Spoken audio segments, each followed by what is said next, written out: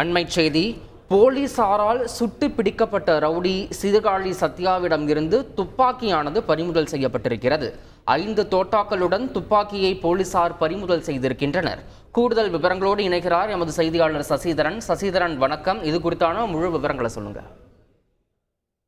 மாமல்லபுரம் அருகே பிரபல ரவுடி சத்யா துப்பாக்கி சுடப்பட்டு அவரை போலீசார் கைது செய்யப்பட்டிருக்கக்கூடிய நிலையில் சென்னை அரசு ஸ்டான்லி மருத்துவமனையில் அவர் தீவிர சிகிச்சை பெற்று வருகிறார். இந்த நிலையில் அவர் பயன்படுத்திய, அதாவது அவர்கள் கூட்டாளிகள் இங்கு இருப்பதாக போலீசாரை அழைத்து சென்ற போது துணை உதவி ஆய்வாளரை அவரை வெட்டிவிட்டு தப்பி சென்ற போது முழங்கால் கீழே சுடப்பட்டிருக்கிறார். அப்போது அவர் ஒரு காரில் தனது ஒரு 5 குண்டுகள் கொண்ட துப்பாக்கியை மறைத்து வைத்திருந்திருக்கிறார். அந்த துப்பாக்கியை தற்போது செங்கல்பட்டு போலீசார் பறிமுதல் செய்திருக்கிறார்கள். அந்த துப்பாக்கி யாரிடமிருந்து வாங்கப்பட்டது என்பது குறித்து சத்யாவிடம் கேட்டதற்கு நேற்றைய தினம் பாஜக நிர்வாகியான அந்த பிறந்தநாள் விழா கொண்டாட்டத்தில் பங்கேற்ற வக்கீல் அலெக்ஸ் சுதாகர் அவர்தான் வாங்கி கொடுத்தார் என்ற வாக்குமூலத்தையும் அளித்திருக்கிறார். அதன் அடிப்படையில் அவரும் நேற்று கைது செய்து சிறையில் அடைக்கப்பட்டிருக்கிறார்.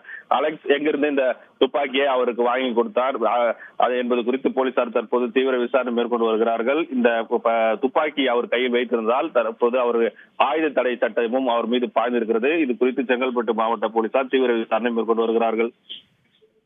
தகவல்களுக்கு நன்றி சசிதரன். செய்திகளை உடனுக்குடன் தெரிந்து கொள்ள உடனே சப்ஸ்கிரைப் பண்ணுங்க.